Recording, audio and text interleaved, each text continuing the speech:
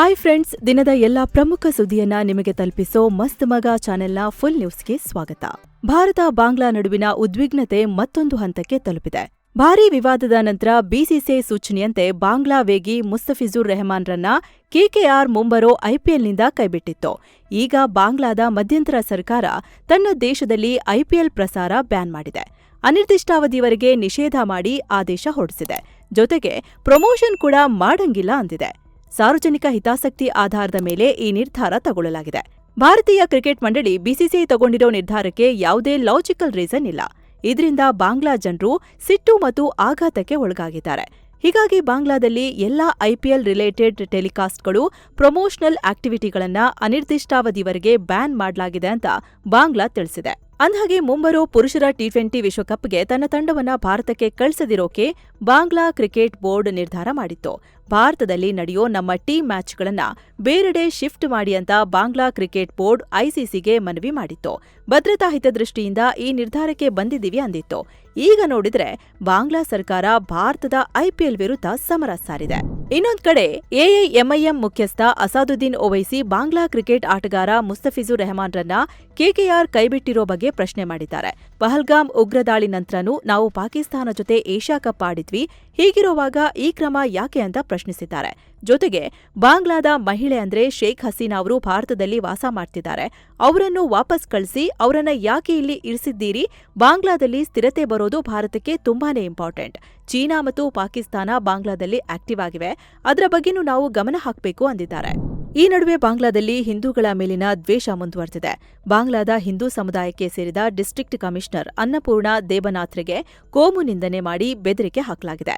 ಬಾಂಗ್ಲಾದ ಕುರಿಗ್ರಾಮ್ 3 ಕ್ಷೇತ್ರದಲ್ಲಿ ಈ ಘಟನೆ ನಡೆದಿದೆ. ಅಂದಾಗೆ ಫೆಬ್ರವರಿ 12ರಂದು ನಡೆಯಲಿರೋ ಬಾಂಗ್ಲಾ ಚುನಾವಣೆಗೆ ಜಮಾಯತ್ ಎ ಇಸ್ಲಾಮಿ ಪಕ್ಷದ ಕ್ಯಾಂಡಿಡೇಟ್ ಬ್ಯಾರಿಸ್ಟರ್ ಸಲೇಹಿ ನಾಮಿನೇಷನ್ ಫೈಲ್ ಮಾಡಿದ್ರು. ಆದ್ರೆ ಈತ ಬಾಂಗ್ಲಾ ಮತ್ತು ಯುಕೆ ಎರಡೂ ದೇಶದ ಪೌರತ್ವ ಹೊಂದಿದ್ದಾನೆ ಅಂತ ಅನ್ನಪೂರ್ಣ ದೇಬನಾಥ್ ಕಾನೂನು ಪ್ರಕಾರ ನಾಮಿನೇಷನ್ ರದ್ದು ಮಾಡಿದ್ರು. ಇದು ದೊಡ್ಡ ವಿವಾದ ಸೃಷ್ಟಿಸಿದೆ.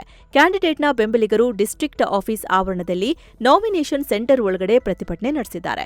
ಅನ್ನಪೂರ್ಣ ವಿರುದ್ಧ ಕೋಮು ನಿಂದನೆ ಮಾಡಿದ್ದಾರೆ. ಅವರು ಈ ಕೂಡಲೇ ರಿಸೈನ್ ಮಾಡಬೇಕು ಅಂತ ಡಿಮ್ಯಾಂಡ್ ಮಾಡಿದ್ದಾರೆ. ಜೊತೆಗೆ ಅವರನ್ನ ಇಸ್ಕಾನ್ ಸದಸ್ಯೆ, ಅವಾಮಿ ಲೀಗ್ ಪಕ್ಷ ಮತ್ತು ಭಾರತದ ಬ್ರೋಕರ್ ಅಂತ ಕರೆದಿದ್ದಾರೆ. ಇನ್ನು ಇದೆಲ್ಲದರ ನಡುವೆ ಭಾರತದ ತೈಲಾಗಾರ ಒಂದರಲ್ಲಿ ದಿಢೀರ್ ಬೆಂಕಿ ಕಾಣಿಸಿಕೊಂಡಿದೆ. ಆಂಧ್ರಪ್ರದೇಶದ ಅಲ್ಲಿನ ಕೋನಸೀಮಾ ಜಿಲ್ಲೆಯಲ್ಲಿರೋ ಒಎನ್ಜಿಸಿ ಗ್ಯಾಸ್ ಬಾವಿ ಇದು. ಒಎನ್ಜಿಸಿ ಇಲ್ಲಿ ದಿನಕ್ಕೆ ಸುಮಾರು 2.5ರಿಂದ 3 ಲಕ್ಷ ಕ್ಯೂಬಿಕ್ ಮೀಟರ್ ಅನಿಲ ಉತ್ಪಾದಿಸುತ್ತಿತ್ತು. ಗ್ಯಾಸ್ ಪೈಪ್ಲೈನ್ ಲೀಕ್ ಆಗಿ ಭಾರೀ ಪ್ರಮಾಣದಲ್ಲಿ ಸ್ಫೋಟವಾಗಿದೆ. ಇದರಿಂದ ದೊಡ್ಡ ಪ್ರಮಾಣದಲ್ಲಿ ಬೆಂಕಿ ಹೊತ್ಕೊಂಡಿದೆ. ಆಕಾಶದಲ್ಲಿ 100 ಅಡಿ ಎತ್ತರಕ್ಕೆ ಜ್ವಾಲೆಗಳು ಉಗಿತಿವೆ. ಈ ದೃಶ್ಯ ನೋಡಿ ಇಡೀ ಊರಿಗೆ ಊರೇ ಬೆಚ್ಚಿಬಿದ್ದಿದೆ. ಬೆಂಕಿಯ ತೀವ್ರತೆ ಎಷ್ಟಿದೆ ಅಂದ್ರೆ ಒಣಗಿದ ಗದ್ದೆಗಳು, ತೆಂಗಿನ ಮರಗಳು ಹೊತ್ತಿ ಉರಿತಿವೆ. ಇದು ನೋಡ್ತಿದ್ದಂಗೆ ಜನ ಪ್ರಾಣ ಭಯದಲ್ಲಿ ಮನೆ ಬಿಟ್ಟು ಓಡ್ ಹೋಗ್ತಿದ್ದಾರೆ. ಮುನ್ನೆಚ್ಚರಿಕಾ ಕ್ರಮವಾಗಿ 2 ಹಳ್ಳಿಯ ಜನರನ್ನ ಸ್ಥಳಾಂತರಿಸಲಾಗಿದೆ.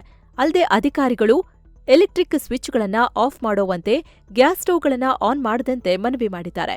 ಜೊತೆಗೆ ಎಲೆಕ್ಟ್ರಾನಿಕ್ ಡಿವೈಸ್ಗಳನ್ನ ಕೂಡ ಬಳಸದಂತೆ ಸೂಚನೆ ಕೊಡಲಾಗಿದೆ. ಸದ್ಯ ಇಡೀ ಏರಿಯಾವನ್ನ ಅಧಿಕಾರಿಗಳು ಸೀಲ್ ಮಾಡಿದ್ದಾರೆ. ಅಗ್ನಿಶಾಮಕ ದಳ ಬೆಂಕಿ ನಂದಿಸೋ ಕೆಲಸ ಮಾಡಿದೆ. ಅದೃಷ್ಟವಶಾತ್ ಘಟನೆಯಲ್ಲಿ ಯಾವುದೇ ಸಾವು ನೋವಾಗಿಲ್ಲ ಅಂತ ಅಧಿಕಾರಿಗಳು ಹೇಳಿದ್ದಾರೆ. ಸದ್ಯ ಬೆಂಕಿ ಹೇಗೆ ಹೊತ್ತಿಕೊಳ್ತು ಅನ್ನೋದಕ್ಕೆ ಸ್ಪಷ್ಟನೆ ಸಿಕ್ಕಿಲ್ಲ. ಆದ್ರೆ ತೈಲ ಬಾವಿಲಿ ರಿಪೇರಿ ಕೆಲಸ ಮಾಡ್ತಿದ್ದಾಗ ಈ ಘಟನೆಯಾಗಿದೆ ಅಂತ ಹೇಳಲಾಗ್ತಿದೆ. ಒಎನ್ಜಿಸಿ ಕಂಪನಿಯ ಈ ತೈಲ ಬಾವಿಯನ್ನ ಡೀಪ್ ಇಂಡಸ್ಟ್ರೀಸ್ ಲಿಮಿಟೆಡ್ ಆಪರೇಟ್ ಮಾಡ್ತಾ ಇತ್ತು ಅಂತ ಗೊತ್ತಾಗಿದೆ. ಬೀದರ್ ಜಿಲ್ಲೆಯಲ್ಲಿ ನಡೆದ ಕೆಡಿಪಿ ಸಭೆಯಲ್ಲಿ ಭಾರೀ ಹೈಡ್ರಾಮಾ ಆಗಿದೆ. ಅರಣ್ಯ ಸಚಿವ ಈಶ್ವರ್ ಖಂಡ್ರೆ ಎದುರೇ ಹುಮನಾಬಾದ್ ಬಿಜೆಪಿ ಶಾಸಕ ಸಿದ್ದು ಪಾಟೀಲ್ ಮತ್ತು ಕಾಂಗ್ರೆಸ್ ಎಂಎಲ್ಸಿ ಭೀಮರಾವ್ ಪಾಟೀಲ್ ಕೈಕೈ ಮಿಲಾಯಿಸಿ ಬೈದಾಡಿಕೊಂಡಿದ್ದಾರೆ. ಅರಣ್ಯ ಸಚಿವ ಈಶ್ವರ್ ಖಂಡ್ರೆ ನೇತೃತ್ವದಲ್ಲಿ ಕೆಡಿಪಿ ಸಭೆ ನಡೀತಾಯಿತು. ಈ ವೇಳೆ ಬಿಜೆಪಿ ಶಾಸಕ ಸಿದ್ದು ಪಾಟೀಲ್ ಮಾತನಾಡಿ, ಹುಮನಾಬಾದ್ನಲ್ಲಿರೋ 1 ಎಕರೆ ಅರಣ್ಯ ಪ್ರದೇಶವನ್ನ ಎಂಎಲ್ಸಿಗಳು ಒತ್ತುವರಿ ಮಾಡಿಕೊಂಡಿದ್ದಾರೆ, ಈ ಬಗ್ಗೆ ಮಾಹಿತಿ ಕೊಡಿ ಅಂತ ಉಸ್ತುವಾರಿ ಸಚಿವ ಈಶ್ವರ್ ಖಂಡ್ರೆ ಅವರಿಗೆ ಕೇಳಿದ್ರು. ಈ ವೇಳೆ ಯಾವುದೇ ಜಾಗ ಒತ್ತುವರಿಯಾಗಿಲ್ಲ ಅಂತ ಎಂಎಲ್ಸಿ ಭೀಮರಾವ್ ಪಾಟೀಲ್ ಮತ್ತು ಚಂದ್ರಶೇಖರ್ ಪಾಟೀಲ್ ಹೇಳಿದ್ದಾರೆ. ಆಗ ಸಿದ್ದು ಪಾಟೀಲ್ ಗರಂ ಆಗಿದ್ದಾರೆ. ಈ ಟೈಮಲ್ಲಿ ಮತ್ತೆ ಮಾತನಾಡಿದ ಭೀಮರಾವ್ ಪಾಟೀಲ್ 2028ಕ್ಕೆ ಏನ್ ಮಾಡ್ತೀನಿ ನೋಡ್ತಿರುವಂತ ಏಕವಚನದಲ್ಲಿ ಮಾತನಾಡಿದ್ದಾರೆ. ಬಳಿಕ ಮಾತಿಗೆ ಮಾತು ಬೆಳೆದು ಕೈಕೈ ಮಿಲಾಯಿಸೋ ಹಂತಕ್ಕೆ ಹೋಗಿದೆ. ಈ ವೇಳೆ ಸ್ವತಃ ಸಚಿವ ಈಶ್ವರ್ ಖಂಡ್ರೆ ಮನವೊಲಿಸಲು ಹರಸಾಹಸ ಪಟ್ಟಿದ್ದಾರೆ. ಬಳಿಕ ಸಭೆಯನ್ನ ಕೆಲವು ನಿಮಿಷಗಳ ಕಾಲ ಮುಂದೂಡಲಾಯಿತು. ಎಂಎಲ್ಸಿಗಳಾದ ಭೀಮರಾವ್ ಪಾಟೀಲ್ ಮತ್ತು ಚಂದ್ರಶೇಖರ್ ಪಾಟೀಲ್ ಸಭೆಯಿಂದ ಕೂಡ ಹೊರಹೋದ್ರು. ಜನಪ್ರತಿನಿಧಿಗಳೇ ಸಾರ್ವಜನಿಕ ವೇದಿಕೆಯಲ್ಲಿ ಈ ರೀತಿ ಪರಸ್ಪರ ಕಿತ್ತಾಡಿಕೊಂಡಿದ್ದು ಭಾರೀ ಚರ್ಚೆ ಚರ್ಚೆಗೆ ಗ್ರಾಸವಾಗಿದೆ.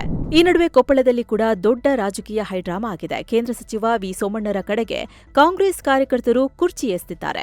ಕೊಪ್ಪಳದ ಹಿಟ್ನಾಳ ಗ್ರಾಮದಲ್ಲಿ 27 ಕೋಟಿ ರೂಪಾಯಿ ವೆಚ್ಚದ ರೈಲ್ವೆ ಮೇಲ್ಸೇತುವೆ ಕಾಮಗಾರಿ ಶಂಕುಸ್ಥಾಪನೆ ಟೈಮಲ್ಲಿ ಈ ಘಟನೆ ನಡೆದಿದೆ. ಕಾರ್ಯಕ್ರಮದ ಪತ್ರಿಕೆಯಲ್ಲಿ ಶಿಷ್ಟಾಚಾರ ಪಾಲನೆಯಾಗಿಲ್ಲ, ಜಿಲ್ಲಾ ಉಸ್ತುವಾರಿ ಸಚಿವರು ಮತ್ತು ಸಂಸದರ ಹೆಸರು ಹಾಕಿಲ್ಲ ಅಂತ ಆರೋಪಿಸಿ ಕಾಂಗ್ರೆಸ್ ಕಾರ್ಯಕರ್ತರು ಕುರ್ಚಿ ತೂರಿದ್ದಾರೆ. ಶಂಕುಸ್ಥಾಪನೆ ಮುಗಿಸಿ ಅವರು ಹೊರಡ್ತಿದ್ದ ವೇಳೆ ಘಟನೆ ನಡೆದಿದ್ದು, ಈ ವೇಳೆ ಬಾಡಿಗಾರ್ಡ್ಗಳು ಸೋಮಣ್ಣರತ್ತ ಬರ್ತಿದ್ದ ಕುರ್ಚಿಗಳನ್ನ ತಡೆದಿದ್ದಾರೆ. ಘಟನೆ ಬಗ್ಗೆ ಮಾತನಾಡಿರೋ ವಿ ಸೋಮಣ್ಣ, ಯಾವುದೇ ಶಿಷ್ಟಾಚಾರ ಉಲ್ಲಂಘನೆ ಆಗಿಲ್ಲ, ಆದರೂ ಕಾರ್ಯಕರ್ತರ ಮೂಲಕ ಗಲಾಟೆ ಮಾಡಿಸಿದ್ದಾರೆ. ಸುಮಾರು 27 ಕೋಟಿ ರೂಪಾಯಿ ವೆಚ್ಚದ ಹಿಟ್ನಾಳ್ ಮುನಿರಾಬಾದ್ ಗಿಣಗೇರ ಮೇಲ್ಸೇತುವೆ ಕಾಮಗಾರಿ ಸಂಪೂರ್ಣವಾಗಿ ಕೇಂದ್ರ ಸರ್ಕಾರದ ಹಣದಲ್ಲಿ ನಡೆಯಲಿದೆ ಅಂದಿದ್ದಾರೆ. ಸ್ನೇಹಿತರೆ, ನಿಮಗೆ ಈ ವಿಡಿಯೋ ಇಷ್ಟ ಆಗ್ತಿದ್ರೆ ನಿಮ್ಗೂ ಕೂಡ ನಮ್ಮ ಸ್ಪೆಷಲ್ ಮೆಂಬರ್ ಓನ್ಲಿ ವಿಡಿಯೋಗಳನ್ನ ನೋಡೋ ಆಸಕ್ತಿ ಇದ್ರೆ ಅಥವಾ ನಮ್ಮ ಕೆಲಸವನ್ನ ಬೆಂಬಲಿಸಬೇಕು ಅನ್ಕೊಂಡ್ರೆ ಈ ಕೂಡಲೇ ವಿಡಿಯೋ ಕೆಳಗೆ ಇರೋ ಜಾಯಿನ್ ಬಟನ್ ಕ್ಲಿಕ್ ಮಾಡಿ ಮೆಂಬರ್ಶಿಪ್ ಪಡ್ಕೊಳ್ಳಿ.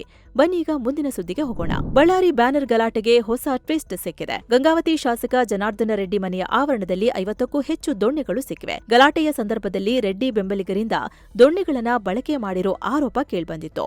ಅದಕ್ಕೆ ಪೂರಕವೆಂಬಂತೆ ಈಗ ರಾಶಿ ರಾಶಿ ದೊಣ್ಣೆಗಳು ಪತ್ತೆಯಾಗಿವೆ. ಕೇವಲ ಭರತ್ ರೆಡ್ಡಿ ಬೆಂಬಲಿಗರು ಮಾತ್ರವಲ್ಲದೆ ಜನಾರ್ದನ ರೆಡ್ಡಿ ಕಡೆಯವರಿಂದಲೂ ಹಲ್ಲೆ ನಡೆದಿದೆ ಅನ್ನೋ ಆರೋಪ ಕೇಳ್ಬಂದಿದೆ. ಇನ್ನೊಂದು ಕಡೆ ಬ್ಯಾನರ್ ಗಲಾಟೆ ಕೇಸ್ ವಿಚಾರವಾಗಿ ಕೇಂದ್ರ ಮಂತ್ರಿ ಎಚ್ ಡಿ ಕುಮಾರಸ್ವಾಮಿ ರಿಯಾಕ್ಟ್ ಮಾಡಿದ್ದಾರೆ. ಈ ಗಲಾಟೆ ಪೂರ್ವ ನಿಯೋಜಿತವಾಗಿದೆ ಅಂದಿದ್ದಾರೆ. ಅಲ್ಲದೆ ಈ ಕೇಸಲ್ಲಿ ಗುಂಡು ಸಿಡಿದು ಸಾವನ್ನಪ್ಪಿರೋ ಕಾಂಗ್ರೆಸ್ ಕಾರ್ಯಕರ್ತ ರಾಜಶೇಖರ್ ಶವ ಪರೀಕ್ಷೆಯನ್ನ 2 ಬಾರಿ ಯಾಕೆ ಮಾಡಿದ್ದು ಅಂತ ಪ್ರಶ್ನೆ ಮಾಡಿದ್ದಾರೆ. 2ನೇ ಬಾರಿ ಯಾರ ಒತ್ತಡಕ್ಕೆ ಶವ ಪರೀಕ್ಷೆ ಮಾಡಿದ್ದಾರೆ?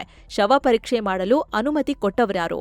ಈ ಕೇಸ್ ತನಿಖೆಯ ಬಗ್ಗೆ ಅನುಮಾನ ಇದ್ದು ಕೇಸನ್ನ ಸಿಬಿಐಗೆ ನೀಡಬೇಕು ಅಂತ ಆಗ್ರಹ ಮಾಡಿದ್ದಾರೆ. ಇನ್ನು ಈ ಬ್ಯಾನರ್ ಗಲಾಟೆ ಕೇಸ್ಗೆ ಸಂಬಂಧಿಸಿದಂತೆ ಕೊಲೆ ಆರೋಪಿ ಗುರುಚರಣ್ ಸೇರಿ 26 ಆರೋಪಿಗಳಿಗೆ 14 ದಿನ ನ್ಯಾಯಾಂಗ ಬಂಧನ ವಿಧಿಸಲಾಗಿದೆ. ಬೆಂಗಳೂರಿನ ಜನಪ್ರತಿನಿಧಿಗಳ ವಿಶೇಷ ಕೋರ್ಟ್ ಈ ಆದೇಶ ಹೊರಡಿಸಿದೆ. ಸದ್ಯ ಪೊಲೀಸರು ಪ್ರಕರಣದ ಆರೋಪಿಗಳನ್ನ ಪರಪನ ಅಗ್ರಹಾರ ಜೈಲಿಗೆ ಶಿಫ್ಟ್ ಮಾಡಿದ್ದಾರೆ. ಇನ್ನು ಬೆಂಗಳೂರಿನ ಜೆಜೆ ನಗರದಲ್ಲಿ ದೇವಿಯ ತೇರು ಎಳಿತಿರುವಾಗ ಓಂ ಶಕ್ತಿ ಮಾಲಾಧಾರಿಗಳ ಮೇಲೆ ಕಲ್ಲು ತೂರಾಟ ಆಗಿದೆ. 2 ಮಾಲಾಧಾರಿ ಯುವತಿಯರು ಗಾಯಗೊಂಡಿದ್ದಾರೆ.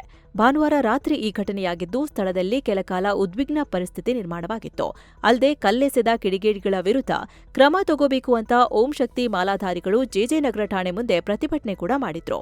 ಇನ್ನು ಈ ಕಲ್ಲೆಸೆದ ಅಪ್ರಾಪ್ತ ಬಾಲಕರನ್ನ ಅರೆಸ್ಟ್ ಮಾಡಲಾಗಿದೆ. ಈ ಬಗ್ಗೆ ರಾಜ್ಯ ಗೃಹ ಮಂತ್ರಿ ಜಿ ಪರಮೇಶ್ವರ್ ಮಾಹಿತಿ ಕೊಟ್ಟಿದ್ದಾರೆ. 4-5 ಜನ ಚಿಕ್ಕ ಹುಡುಗರು ಕಲ್ಲೆಸೆದಿದ್ದಾರೆ. ಅವರನ್ನೆಲ್ಲ ಅರೆಸ್ಟ್ ಮಾಡಲಾಗಿದೆ. ಇದು ಬಾಲಾಪರಾಧ ವ್ಯಾಪ್ತಿಗೆ ಬರುತ್ತೆ. ಪೊಲೀಸರು ಮುಂದಿನ ಕ್ರಮ ತಗೊಳ್ತಾರೆ ಅಂತ ಹೇಳಿದ್ದಾರೆ. ಡಿಸಿಸಿ ಬ್ಯಾಂಕ್ ನೌಕರರ ಸಂಘದ ಅಧ್ಯಕ್ಷ ನಿಂಗಪ್ಪ ಕರೆಣ್ಣವರ್ ಮೇಲೆ ಹಲ್ಲೆ ನಡೆಸಿದ ಆರೋಪ ಸಂಬಂಧ ಅಥಣಿ ಕಾಂಗ್ರೆಸ್ ಶಾಸಕ ಲಕ್ಷ್ಮಣ ಸವದಿ ಅವರ ಪುತ್ರ ಚಿದಾನಂದ ಮತ್ತು ಬೆಂಬಲಿಗರ ಮೇಲೆ ಎಫ್ಐಆರ್ ದಾಖಲಾಗಿದೆ. 4 ಜನ ಸೇರಿ ಲಕ್ಷ್ಮಣ ಸವದಿ ಮನೆಗೆ ಹೋಗಿದ್ವಿ. ಆಗ ಶಾಸಕರು ಅವಾಚ್ಯ ಶಬ್ದಗಳಿಂದ ನಿಂದಿಸಿ ನನಗೆ ಕಪಾಳಕ್ಕೆ ಹೊಡೆದ್ರು. ಅವರ ಮಗ ಚಿದಾನಂದ ಸವದಿ ಸೊಂಟಕ್ಕೆ ಒದ್ರು. 7-8 ಜನ ಅವರ ಬೆಂಬಲಿಗರು ಮಾರಣಾಂತಿಕವಾಗಿ ಹಲ್ಲೆ ಮಾಡಿದ್ರು ಅಂತ ದೂರಲ್ಲಿ ನಿಂಗಪ್ಪ ಕರೆಣ್ಣವರ್ ಉಲ್ಲೇಖ ಮಾಡಿದ್ದಾರೆ. ಸದ್ಯ ಕೇಸ್ ದಾಖಲಿಸಿಕೊಂಡ ಅಥಣಿ ಪೊಲೀಸರು ತನಿಖೆ ಶುರು ಮಾಡಿದ್ದಾರೆ.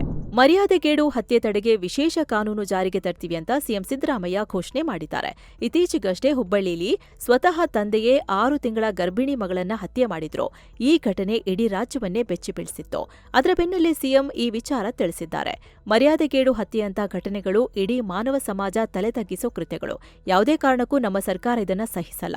ಮುಂದೆ ಇಂಥ ಘಟನೆಗಳಿಗೆ ಕಡಿವಾಣ ಹಾಕೋಕೆ ಹಾಗೂ ಜನರಲ್ಲಿ ಕಾನೂನು ಅರಿವು ಮೂಡಿಸೋ ಉದ್ದೇಶದಿಂದ ವಿಶೇಷ ಕಾನೂನು ರಚನೆ ಮಾಡ್ತೀವಿ ಅಂದಿದ್ದಾರೆ. ಜೊತೆಗೆ ತ್ವರಿತಗತಿ ನ್ಯಾಯಾಲಯ ಸ್ಥಾಪನೆಗೆ ಕ್ರಮ ತಗೊಳ್ತೀವಿ ಅಂತ ಸಿಎಂ ಹೇಳಿದ್ದಾರೆ. ಚುನಾವಣಾ ರಾಜಕೀಯಕ್ಕೆ ಬಿಜೆಪಿ ನಾಯಕ ಮಾಜಿ ಸಚಿವ ಎಸ್ವಿ ರಾಮದಾಸ್ ನಿವೃತ್ತಿ ಘೋಷಿಸಿದ್ದಾರೆ. ಎಲ್ಲರೂ ನನಗೆ ಸಕ್ರಿಯ ರಾಜಕೀಯದಲ್ಲಿ ಇರಿ ಅಂತಾರೆ. 30 ವರ್ಷ ರಾಜಕೀಯ ಮಾಡಿದ್ದೇನೆ. ನನಗೆ ಚುನಾವಣಾ ರಾಜಕೀಯ ಸಾಕಾಗಿದೆ. ಊಟಕ್ಕೆ ಕೂತ ನನ್ನನ್ನ ಅರ್ಧದಿಂದ ಎಬ್ಸಿ ಬೇರೆಯವರನ್ನ ಕೂರಿಸಿದ್ರು. ನಾನೇ ಊಟ ಬಡಿಸಿದ್ದು. ನನಗೇನು ದುಃಖ ಇಲ್ಲ. ಆಕಸ್ಮಿಕವಾಗಿ ರಾಜಕೀಯಕ್ಕೆ ಬಂದು 30 ವರ್ಷ ರಾಜಕೀಯ ಮಾಡಿದ್ದೇನೆ. ಬಿಜೆಪಿ ನನಗೆ ತಾಯಿ ಇದ್ದಂತೆ. ಯಾವುದೇ ಕಾರಣಕ್ಕೂ ಪಕ್ಷಕ್ಕೆ ದ್ರೋಹ ಮಾಡಲ್ಲ ಅಂತ ಹೇಳಿದ್ದಾರೆ. ಇನ್ನೊಂದು ಕಡೆ ತುಮಕೂರು ಜಿಲ್ಲೆ ದೇವರಾಯನದುರ್ಗ ಅರಣ್ಯ ಪ್ರದೇಶದಲ್ಲಿ ಕಳೆದ 2 ದಿನದಲ್ಲಿ 11 ಕೋತಿಗಳು ನಿಗೂಢವಾಗಿ ಸಾವನ್ನಪ್ಪಿವೆ. ದೇವರಾಯನದುರ್ಗ ಮತ್ತು ದುರ್ಗದ ಹಳ್ಳಿ ನಡುವಿನ ಅರಣ್ಯ ಪ್ರದೇಶದಲ್ಲಿ ಈ 11 ಕೋತಿಗಳ ಮೃತದೇಹ ಪತ್ತೆಯಾಗಿದೆ. ಆದರೆ ಮೇಲ್ನೋಟಕ್ಕೆ ಕೋತಿಗಳಿಗೆ ಯಾವುದೇ ಕಾಯಿಲೆ ಇರಲಿಲ್ಲ ಅನ್ನೋದು ತಿಳಿದುಬಂದಿದೆ. ವಿಷ ಪ್ರಾಶನದ ಶಂಕೆ ವ್ಯಕ್ತವಾಗಿದೆ. ಸಾವಿನ ಕಾರಣದ ಪತ್ತೆಗೆ ಅರಣ್ಯಾಧಿಕಾರಿಗಳು ಮುಂದಾಗಿದ್ದು ಮೃತ ಕೋತಿಗಳ ಮರಣೋತ್ತರ ಪರೀಕ್ಷೆ ನಡೆಸುತ್ತಿದ್ದಾರೆ. ಇನ್ನು ಬೆಂಗಳೂರಿನಲ್ಲಿ ದೇಶದ ಮೊದಲ ರನ್ವೇ ಕ್ಲೀನ್ ಮಾಡೋ ವಾಹನವನ್ನ ತಯಾರಿಸಲಾಗಿದೆ. Anlon technology solutions limited ಅನ್ನೋ ಕಂಪನಿ ಇದನ್ನ ಡೆವಲಪ್ ಮಾಡಿದೆ. ಕೈಗಾರಿಕಾ ಸಚಿವ ಎಂಬಿ ಪಾಟೀಲ್ ಅವರು ಇದನ್ನ ನೋಯ್ಡಾ ಇಂಟರ್ನ್ಯಾಷನಲ್ ಏರ್ಪೋರ್ಟ್ ಲಿಮಿಟೆಡ್ಗೆ ಹಸ್ತಾಂತರಿಸಿದ್ದಾರೆ. ಇನ್ನು ಸಿಎಂ ಸಿದ್ದರಾಮಯ್ಯ ಮೈಸೂರು ಹೀಲಿಯಂ ಸ್ಫೋಟದಿಂದ ಮೃತಪಟ್ಟವರ ಕುಟುಂಬಕ್ಕೆ ತಲಾ 5 ಲಕ್ಷ ರೂಪಾಯಿ ಘೋಷಣೆ ಮಾಡಿದ್ದಾರೆ. ಡಿಸೆಂಬರ್ 25ರಂದು ಸ್ಫೋಟದಿಂದ ಓರ್ವ ವ್ಯಕ್ತಿ ಸ್ಥಳದಲ್ಲೇ ಮೃತಪಟ್ಟಿದ್ರು. ಇನ್ನಿಬ್ಬರು ಚಿಕಿತ್ಸೆ ಫಲಿಸದೆ ಆಸ್ಪತ್ರೆಯಲ್ಲಿ ಕೊನೆಯುಸಿರೆಳೆದಿದ್ರು. ಅವರ ಕುಟುಂಬಕ್ಕೆ ಈಗ ಪರಿಹಾರ ಘೋಷಿಸಲಾಗಿದೆ. 2020ರ ದಿಲ್ಲಿ ಗಲಭೆ ಪ್ರಕರಣಕ್ಕೆ ಸಂಬಂಧಪಟ್ಟಂತೆ ಆರೋಪಿಗಳಾದ ಉಮರ್ ಖಾಲಿದ್ ಮತ್ತು ಶರ್ಜೀಲ್ ಇಮಾಮ್ಗೆ ಸುಪ್ರೀಂ ಕೋರ್ಟ್ ಜಾಮೀನು ನಿರಾಕರಿಸಿದೆ. ಈ ಪ್ರಕರಣದಲ್ಲಿ ಇವರಿಬ್ಬರ ಪಾತ್ರ ದೊಡ್ಡದಿದೆ. ಇವರು ತುಂಬಾ ಸಮಯದಿಂದ ಕಸ್ಟಡಿಯಲ್ಲಿ ಇದ್ದಾರೆ ಅನ್ನೋ ಕಾರಣಕ್ಕೆ ಬೇಲ್ ಕೊಡೋಕೆ ಆಗಲ್ಲ. ಇವರ ವಿರುದ್ಧ ಹಾಕಿರೋ ಕೇಸ್ ವೀಕ್ ಇದೆ ಅಂತ ಮೊದಲ ನೋಟಕ್ಕೆ ಅನ್ಸಿದ್ರೆ ಮಾತ್ರ ಬೇಲ್ ಕೊಡೋಕೆ ಸಾಧ್ಯ. ಆದ್ರೆ ಇವರ ಮೇಲಿನ ಆರೋಪಗಳು ಗಂಭೀರವಾಗಿದೆ. ಈ ಹಂತದಲ್ಲಿ ಇವರಿಗೆ ಬೇಲ್ ಕೊಡೋದಕ್ಕೆ ಸಾಧ್ಯ ಇಲ್ಲ ಅಂತ ಸುಪ್ರೀಂ ಕೋರ್ಟ್ ಹೇಳಿದೆ. ಹಾಗೆ ಉಮರ್ ಖಾಲಿದ್ ಮತ್ತು ಶರ್ಜಿಲ್ ಇಮಾಮ್ಗೆ 1 ವರ್ಷದ ನಂತರ ಮುಖ್ಯ ಸಾಕ್ಷಿಗಳ ವಿಚಾರಣೆ ಮುಗಿದ್ಮೇಲೆ ನೀವು ಮತ್ತೆ ಬೇಲ್ಗೆ ಅರ್ಜಿ ಹಾಕಬಹುದು ಅಂದಿದೆ. ಇನ್ನು ಇದೇ ಕೇಸ್ನಲ್ಲಿ ಅರೆಸ್ಟ್ ಆಗಿದ್ದ ಆರೋಪಿಗಳಾದ ಗುಲ್ಫಿಶಾ, ಮೀರನ್, ಹೈದರ್, ಸಲೀಂ ಖಾನ್, ಶಿಫಾ ಮತ್ತು ಶಾದಾದ್ ಅವರಿಗೆ ಕೋರ್ಟ್ ರಿಲೀಫ್ ನೀಡಿದ್ದು ಅವರಿಗೆ ಬೇಲ್ ಮಂಜೂರು ಮಾಡಿದೆ. ಈ 5 ಪಾತ್ರಕ್ಕೂ ಮತ್ತು ಉಮರ್ ಖಾಲಿದ್ ಹಾಗೂ ಶರ್ಜಿಲ್ ಇಮಾಮ್ ಮಾಡಿರೋ ಕೆಲಸಕ್ಕೂ ವ್ಯತ್ಯಾಸ ಇದೆ ಅಂದಿದ್ದಾರೆ. ಭಾರತೀಯ ನೌಕಾಪಡೆಗೆ ಮತ್ತೊಂದು ವಿಶಿಷ್ಟ ನೌಕೆ ಸೇರ್ಪಡೆಯಾಗಿದೆ. ಭಾರತದಲ್ಲೇ ನಿರ್ಮಾಣಗೊಂಡ ಮೊದಲ ಮಾಲಿನ್ಯ ನಿಯಂತ್ರಣ ನೌಕೆ ಸಮುದ್ರ ಪ್ರತಾಪ ನಿಯೋಜನೆಗೊಂಡಿದೆ. ಗೋವಾ ಕರಾವಳಿಯಲ್ಲಿ ರಕ್ಷಣಾ ಮಂತ್ರಿ ರಾಜನಾಥ್ ಸಿಂಗ್ ಉದ್ಘಾಟನೆ ಮಾಡೋ ಮೂಲಕ ಈ ನೌಕೆಯನ್ನ ನೇವಿಗೆ ಸೇರ್ಪಡೆ ಮಾಡಿದ್ದಾರೆ. ಗೋವಾ ಶಿಪ್ಯಾರ್ಡ್ ನಿರ್ಮಿಸಿರೋ 2 ಪೊಲ್ಯೂಷನ್ ಕಂಟ್ರೋಲ್ ನೌಕೆಗಳಲ್ಲಿ ಇದು ಮೊದಲನೇ ನೌಕೆಯಾಗಿದೆ. 60ಕ್ಕಿಂತ ಹೆಚ್ಚು ದೇಶೀಯ ಬಿಡಿಭಾಗಗಳನ್ನು ಬಳಸಿ ಇದನ್ನು ನಿರ್ಮಿಸಲಾಗಿದೆ. ಕೋಸ್ಟ್ ಗಾರ್ಡ್ ಫ್ಲೀಟ್ನ ಅತಿ ದೊಡ್ಡ ನೌಕೆ ಅಂತ ಕರೆಸಿಕೊಂಡಿದೆ. ಅಂದಹಾಗೆ ಬರೋಬ್ಬರಿ 4200 ಟನ್ ತೂಕದ ಈ ನೌಕೆ 114.5 ಮೀಟರ್ ಉದ್ದವಿದೆ. ಮಾಲಿನ್ಯವನ್ನ ತಡೆಗಟ್ಟುವುದೇ ಈ ನೌಕೆಯ ಮೇನ್ ರೋಲ್ ಆಗಿದ್ದು, ಇದರಲ್ಲಿ ಹಲವು ಅತ್ಯಾಧುನಿಕ ಸಿಸ್ಟಂಗಳನ್ನು ಇಂಟಿಗ್ರೇಟ್ ಮಾಡಲಾಗಿದೆ. Side sweeping arms, floating booms, high capacity skimmers, portable ಬಾರ್ಜ್ಗಳಿವೆ. ಇದರಲ್ಲಿ ಪೊಲ್ಯೂಷನ್ ಕಂಟ್ರೋಲ್ ಲ್ಯಾಬ್ ಕೂಡ ಇದೆ. ಜೊತೆಗೆ fire fighting system, dynamic positioning, integrated bridge system ಇದೆ. ಹಾಗೆ 30mm ಗನ್ ಮತ್ತು 12.7mm ರಿಮೋಟ್ ಕಂಟ್ರೋಲ್ ಗನ್ಗಳು ಕೂಡ ಇವೆ. ಈಶಾನ್ಯ ರಾಜ್ಯ ಮಣಿಪುರದಲ್ಲಿ ಮತ್ತೆ ಉದ್ವಿಗ್ನತೆ ಭುಗಿಲೆತ್ತಿದೆ. ಅಲ್ಲಿನ ವಿಷ್ಣುಪುರದಲ್ಲಿ ಸೋಮವಾರ ಬೆಳಿಗ್ಗೆ 3 ಸುಧಾರಿತ ಸ್ಫೋಟಕಗಳು ಸ್ಫೋಟಗೊಂಡಿದ್ದು 2 ಗಾಯಗೊಂಡಿದ್ದಾರೆ. ವಿಷ್ಣುಪುರ ಜಿಲ್ಲೆಯ ಸೈಟಾನ್ ನಗಾನುಕಾನ್ ಏರಿಯಾದ ಪಾಳುಬಿದ್ದ ಮನೆಯೊಂದರಲ್ಲಿ ಈ ಸ್ಫೋಟಗಳಾಗಿವೆ. ಮೊದಲು ಸ್ಫೋಟವಾಗ್ತಿದ್ದಂತೆ ಜನ ಅಲ್ಲಿಗೆ ನೋಡೋಕೆ ಹೋಗಿದ್ದಾರೆ. ಆ ಟೈಮಲ್ಲಿ ಮತ್ತೊಂದು ಸ್ಫೋಟಕ ಸಿಡಿದಿದ್ದು 2 ಗಾಯಗೊಂಡಿದ್ದಾರೆ. ಕೂಡಲೇ ಭದ್ರತಾ ಪಡೆಗಳು ಸ್ಥಳಕ್ಕೆ ಆಗಮಿಸಿ ಪರಿಶೀಲನೆ ನಡೆಸಿದ್ದಾರೆ. ತನಿಖೆ ಶುರು ಮಾಡಿದ್ದಾರೆ. ಮಧ್ಯಪ್ರದೇಶದ ಇಂದೋರ್ನಲ್ಲಿ ಕಲುಷಿತ ನೀರು ಮತ್ತೆ ಆತಂಕ ಸೃಷ್ಟಿ ಮಾಡಿದೆ. 20 ಹೊಸ ಅತಿಸಾರ ಕೇಸ್ಗಳು ವರದಿಯಾಗಿದೆ. ಇಂದೋರ್ನ ಭಾಗೀರಥಪುರ ಏರಿಯಾದಲ್ಲಿ ಆರೋಗ್ಯ ಅಧಿಕಾರಿಗಳು 9416 ಜನರನ್ನ ಪರೀಕ್ಷೆ ಮಾಡಿದ್ರು. ಆಗ ಈ ಹೊಸ ಕೇಸ್ಗಳು ಪತ್ತೆಯಾಗಿವೆ. ಇನ್ನು ಈಗಾಗಲೇ ಆಸ್ಪತ್ರೆಯಲ್ಲಿ ಚಿಕಿತ್ಸೆ ಪಡೆಯುತ್ತಿದ್ದ 398 ರೋಗಿಗಳಲ್ಲಿ 256 ಜನ ಡಿಸ್ಚಾರ್ಜ್ ಆಗಿದ್ದಾರೆ.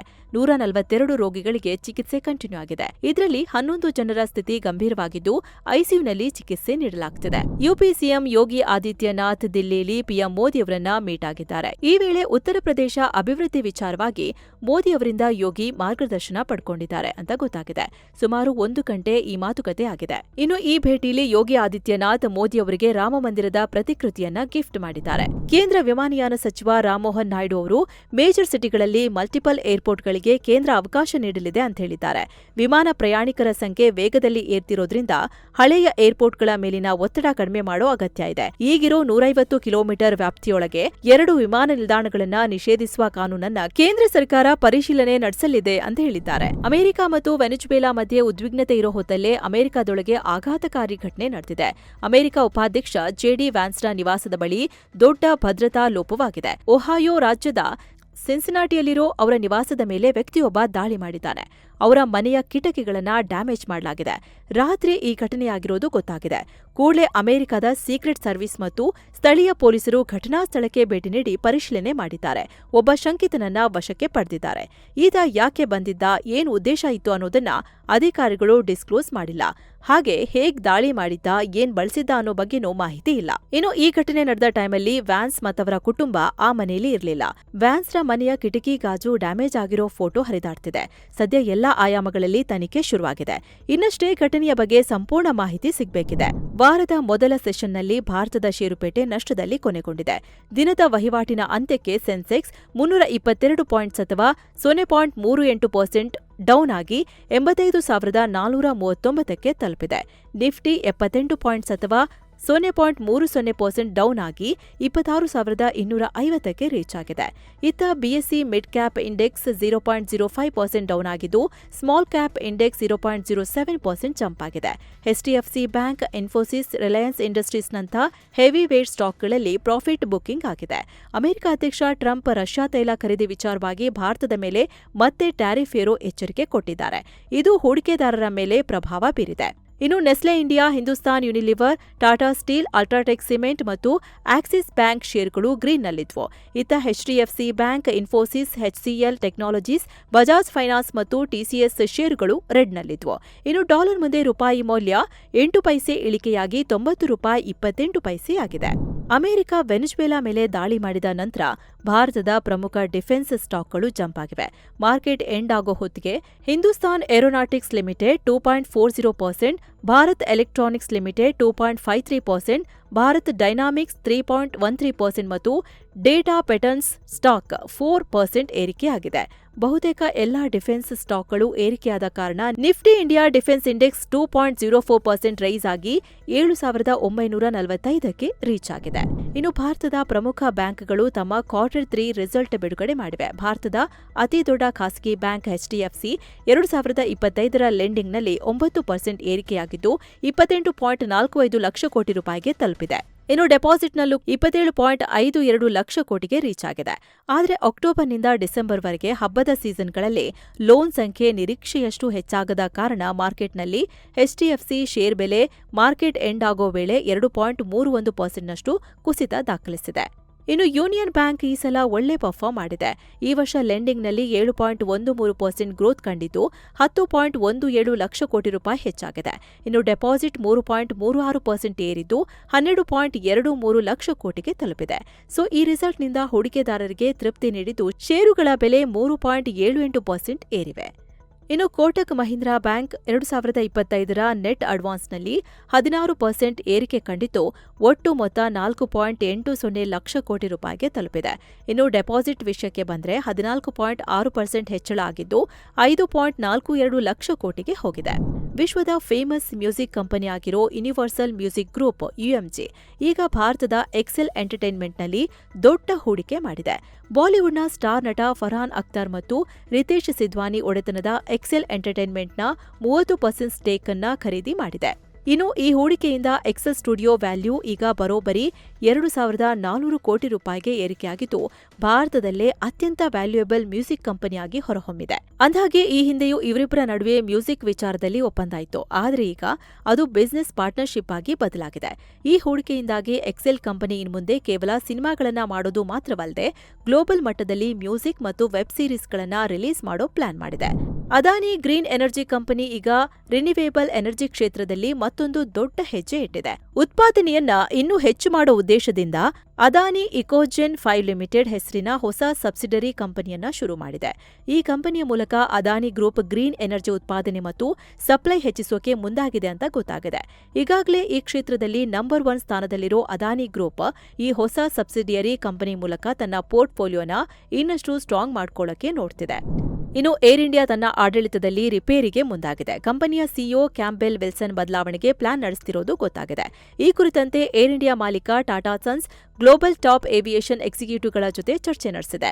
ಕಂಪನಿಯ ಕಾರ್ಯನಿರ್ವಹಣೆ ಮತ್ತು ಡೆವಲಪ್ಮೆಂಟ್ಗಳ ಕುರಿತು ಚೇರ್ಮನ್ ಚಂದ್ರಶೇಖರನ್ ಅವರಿಗೆ ತೃಪ್ತಿ ಇಲ್ಲ. ಆದ್ರಿಂದ ಈ ನಿರ್ಧಾರಕ್ಕೆ ಬಂದಿದ್ದಾರೆ ಅಂತ ಗೊತ್ತಾಗಿದೆ. ಅಂದಾಗೆ 2027ರಲ್ಲಿ ವಿಲ್ಸನ್ ಅವರ ಅವಧಿ ಮುಗಿಯಲಿದೆ. ಆದರೆ ಇದಕ್ಕಿಂತ ಮುಂಚೆಯೇ ಅವರನ್ನ ತೆಗೆದುಹಾಕಬಹುದು ಅಂತ ಬಲ್ಲ ಮೂಲಗಳಿಂದ ಮಾಹಿತಿ ಸಿಕ್ಕಿದೆ. ಇನ್ನು ಚಿನ್ನ ಮತ್ತು ಬೆಳ್ಳಿ ಬೆಲೆ ವಿಚಾರಕ್ಕೆ ಬಂದ್ರೆ 24 ಕ್ಯಾರೆಟ್ನ 10 ಗ್ರಾಂ ಚಿನ್ನದ ಬೆಲೆಯಲ್ಲಿ 1,386 ರೂಪಾಯಿ ಹೆಚ್ಚಾಗಿ 1,36,168 ರೂಪಾಯಿ ಆಗಿದೆ.